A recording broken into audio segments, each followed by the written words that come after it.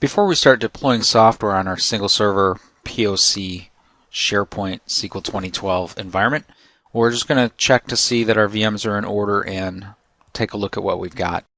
In this environment we have two VMs. One of them is a domain controller.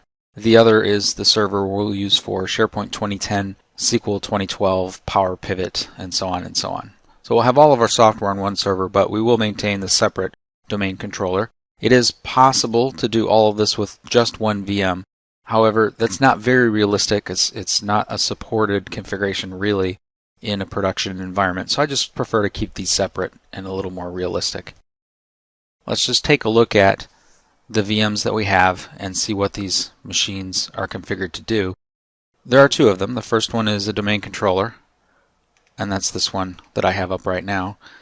This machine is pretty stripped down. There's not much to it. A gig of RAM, one CPU. All it's really doing is handling directory services and DNS and some other miscellaneous network things. So we don't need to give it much power. On the other hand, our application server that will handle the SQL Server services as well as SharePoint services is pretty built up. So on this machine, I have it configured with 4 CPUs and 12 gig of RAM. You can get away with less for sure. I do recommend don't go below 2 CPUs.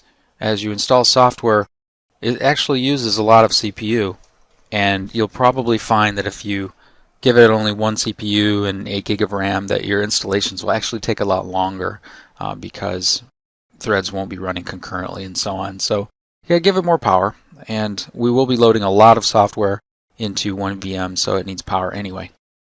So one setup step that we're going to do before we start loading software is to create a service account.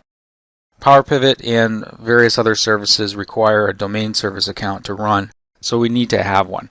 In a real environment, you would have probably 4 or 5 maybe.